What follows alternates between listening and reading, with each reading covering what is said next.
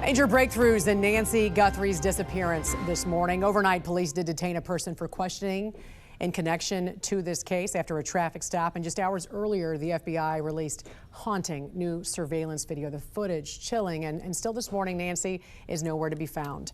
Joining us right now with the latest developments in this investigation, former FBI special agent in charge and head of the Chicago PD, Jody Weiss. I want to get right into it, Jody. We want to start with this latest person that was taken into custody after a traffic stop. It went further than that, though. They also searched his house and another car. What were your thoughts about this? When you heard they had detained someone during a traffic stop, does that mean they were surveilling someone and then just decided to take them into custody? Well, Jan, I think they were waiting for a search warrant.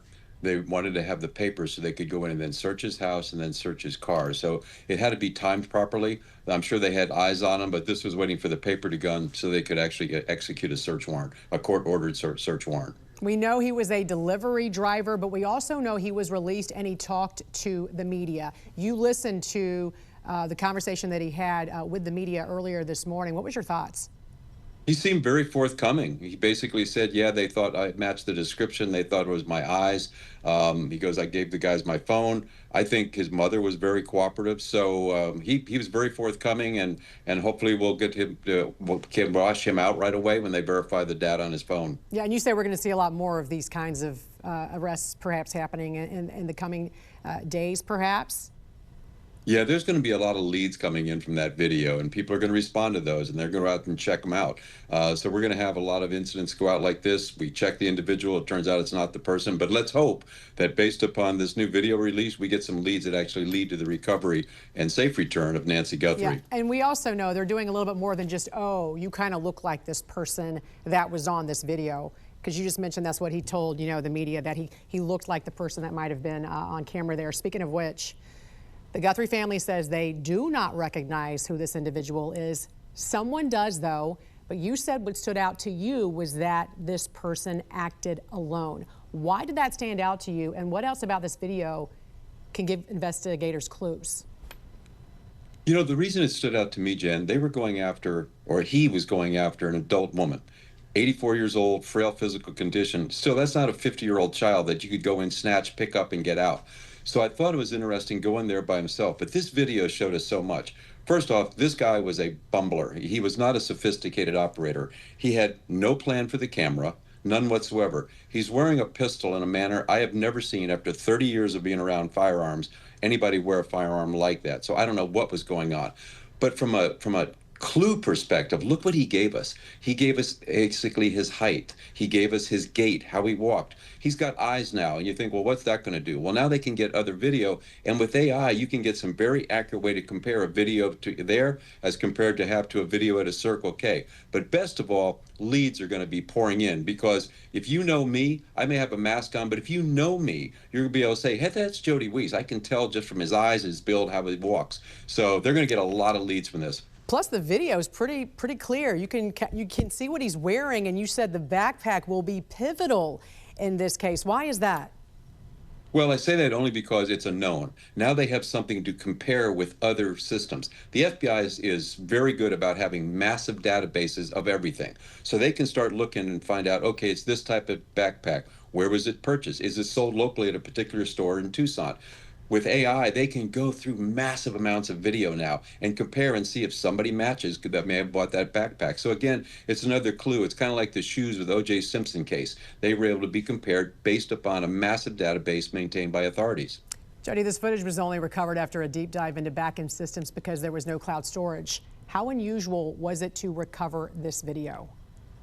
Jan, that was remarkable work. They went out and got search warrants. They cooperated with Google. Everybody was working together. They were able to recover some of the information and data that was on the camera. And from what I've heard lately, this guy breaking the camera may have caused all this, because from what I understand on these Nest cameras, once it breaks, it freezes. So it's not overwriting itself because Nancy Guthrie didn't have a subscription. So I thought it was just remarkable to be able to recover with this level of clarity, this video, because this could be a huge development. It is a huge development in this case. The fact that we've not seen any proof of life and the fact that those deadlines have now passed, how does that change investigative priorities? They really don't. The number one priority is to try to save human life. So they're going to be working really hard. Now more leads are going to be coming in. So I think they're just going to keep working hard and try to find her and follow the evidence as it leads them. Very quickly, a lot of folks at home might be watching this and going, okay, if you're ever in a situation like this, you're in your house at night, you see something on your doorbell camera, what do you do? Do you try and hide? Do you grab a weapon? What should you do? I'd encourage everybody to have a plan before that ever happens. You know, if nothing else, have a safe room that you can get into. Keep your old phone. Don't turn it in, because even if it's an old phone, you can always call 911. So kind of have a ready room, could be a back bedroom, wherever you could get, where you might have a flashlight, you have a firearm, you have a phone. Call 911, let them know what's going on, because then there's a recording, and let the intruder know what you're going to do if he enters your bedroom. But have a plan in place. You don't want to try to work this out as somebody's breaking into your house. So you should yell to the intruder, I'm calling 911, I have a gun. You should say that right off the top to the intruder. Exactly. Again, with 911, it's a recording. So if you have to use deadly force, you will know they can support your argument that this individual had the ability to hurt you, the opportunity, and the motive. And you've got a recording right there with law enforcement. So definitely call the police. Former FBI Special Agent in Charge and head of the Chicago PD, Jody Weiss, thanks for joining us. Yes, ma'am. Have a great day. You too. Criminal defense attorney Steve Greenberg joining us now to continue this conversation. And Steve, thank you for being here and sharing your expertise. Why are we now seeing these new surveillance images 10 days after this investigation into Nancy Guthrie's disappearance began? It's pretty shocking that it took this long for them to come up with this video. It's from the Nest camera, and the purpose of the Nest camera is, of course, so that you can quickly find out what happened. From what I've heard, her Nest camera, she didn't pay the fee to subscribe so that the video would be stored in the cloud. This will be good for Nest, because I'm sure a lot more people will now subscribe to their service. But they had to send this to Google, or have Google come in and do something to recover video that supposedly had already been erased. So apparently it was fairly complicated, although I think 10 days is an extraordinarily long period of time to recover any video. And we have been hearing that time and time again about how technical and intricate this investigation and operation has been. What is the thinking, as we zoom in here, behind calling this person a subject and not a suspect at this point? What does that indicate? Well, they don't want to call him a suspect, because as soon as you label someone a suspect, then certain rights are going to kick in when you come in contact with them. They're going to say that you should have given them Miranda if you start questioning them right away. They're going to say that they should have had a lawyer there. You know, when you call them just a subject of an investigation, it makes it less formal, and they maybe don't want to scare someone away. Sometimes in these situations, the person who does the abduction is playing with the authorities. They think they can outsmart the authorities. So you don't want to say, aha, we're on to you. And that's a great point, because, you know, in releasing these images, the hope is that the public comes forward with information. We know that the Guthrie family has come out on social media with videos making that plea to the community, to the nation.